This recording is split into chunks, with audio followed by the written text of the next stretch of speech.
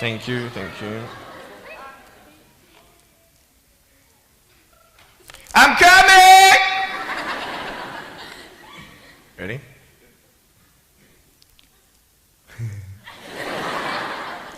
Hey, is that cool? Awesome.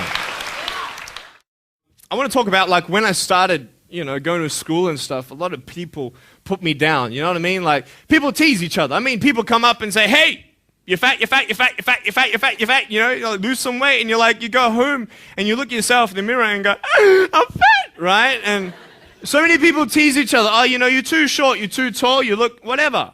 Different hair and all that. It doesn't matter. See, the thing is, when you're in school, when you're growing up in life, it actually sort of matters to people how you look. And then it matters to you because it matters to others. Why? Why does it matter how you look? Because if they don't like you, then who will? If they don't accept you, then who will? And the fear that we have is that we're going to be alone.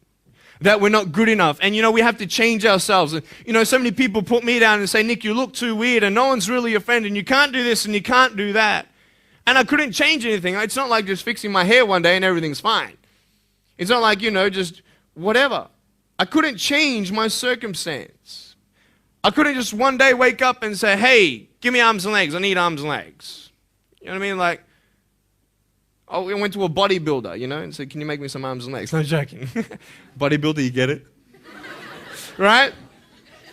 So this is the thing. I go up to people, can you give me a hand? Just joking.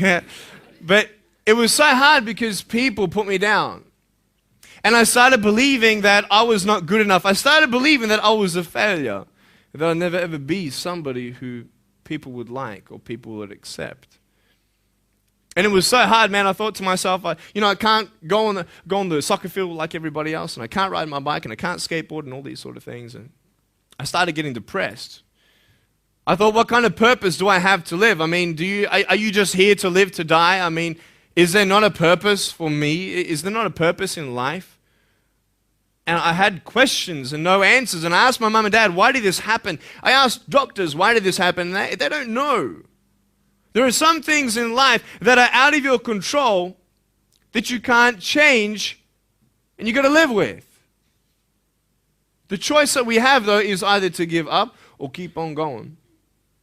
I want to ask you, what are you going to believe? Are you going to believe in yourself? Are you going to believe everybody else's judgment on you? Are you going to believe people when they say that you're a failure? When no one really likes you, no one really cares about you. And it's not really to say that, hey, you need someone to come up and say, hey, really, I like you, I care about you. No, it's not that, but it's the fact that people put you down. People don't even look you in the eye. People ask you how you are, and you say fine, but you're not fine, and they'll never know that. I tell you, life is interesting. Life's a journey. See this phone here? Let's say that I want to go to the phone, right? And I start from over here. Now, to get to the phone, it's not like I'm going to start meditating and going hum, right? And float across the air, right? It's not going to work. It's not like I'm going to go hum and woo, it's not going to work. So I have to take one step at a time, one step at a time, one step at a time. You can only take one step at a time. I don't care how big your step is, it's only one step at a time. You can't do 2 steps in one. You understand? So it's like one step at a time. And you take steps in this direction, you take steps in that direction. You sort of get lost along the way, and sometimes you fall down. Now, to illustrate my point, I'm going to jump off the table, do a back twist, and land on the floor. Okay? Is that cool? Are you ready? Oh, there's a clock there? Okay, can you move the clock for a second, please? Beautiful, beautiful. All right. You ready? So, are you guys ready? Just let me know when you're ready. Are you ready? Okay, ready? 1, 2. I'm joking, man. Are you serious? Just put the clock back there. If I did that, I'll break my arm or something. You know what I mean? But honestly, along the way, you might fall down like this. Ready? Right? Hello! Right. So what do you do when you fall down? Get back up. Everybody knows to get back up, because if I start walking, I'm not going to get anywhere. But I tell you, there are some times in life where you fall down and you feel like you don't have the strength to get back up. You sort of put a mask on your face when you come to school and pretend that everything's okay when it's not, and you go home and lay in your bed when no one's looking at you, when you don't have to impress anybody, and you're yourself. And fear comes in. You know the fear that you have as soon as you walk into the doors of your house. Maybe there's a broken home. Maybe you have doubt in your life. Maybe you don't know for sure what's going to be happening in the future, and it scares you. Maybe you're worried about what people think of you, what people say about you. Just that fear paralyzes you. And I just want to ask you today, do you think you have hope? Because I tell you, I'm down here, face down, and I have no arms, no legs. It should be impossible for me to get back up. I mean, you go home and tie the legs and arms of your brothers and sisters and like push them down and see how long it's going to take them to get back up. You know what I mean? You know, you can tell them that you'll see them tomorrow. You know what I mean? But this is the thing. It should be impossible for me to get back up, but it's not. You see, I will try 100 times to get up, and if I fail 100 times, if I fail and I give up, do you think that I'm ever going to get up? No.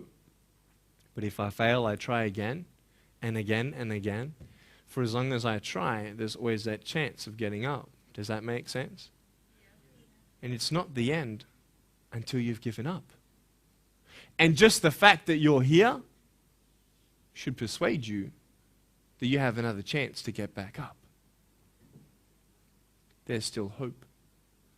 I'm not here today to tell you that I understand your pain. I don't know how it feels to be abused. I don't know how it feels to feel, quote, fat and you've got an eating disorder. I don't know how it feels to have a broken home. I don't know how it feels. But I know how it feels to have a broken heart. And I know how it feels to be alone. And I want you to know that I found my strength in Jesus Christ, and you're going to find your strength in whatever you find it in. But I just want you to know that it's not the end. It matters how you're going to finish. Are you going to finish strong? And you will find that strength to get back up like this.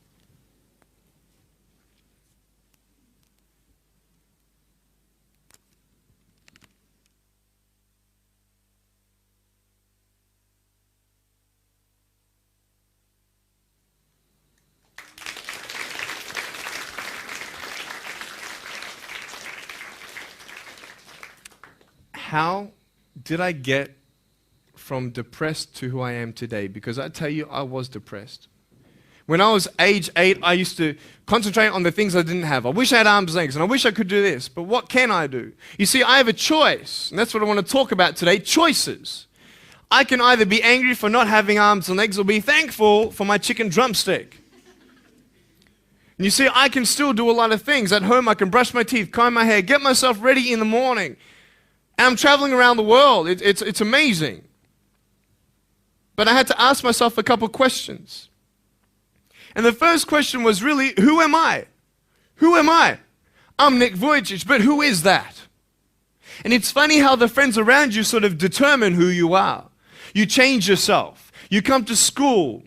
And everybody swore around me at high school, so I started swearing. Why? Because it's the cool thing to do. Everybody swears. So I don't want to be left out. And I want to be accepted, so I started swearing. You go to a party, everybody's drinking, so you drink. Why? Well, everybody else around me is doing a big deal. And you start losing yourself, and you start putting your security in temporary things. You start putting your happiness in things that won't last. You can get drunk all you like, but in the morning, you're going to be sober with a headache with the same problems. You want to be high the rest of your life on drugs? Everybody says, don't do drugs, don't do drugs. Well, why? Why do we even go there? It's either out of curiosity, peer pressure, or trying to escape reality. Basically, three things. That's why we go to drugs.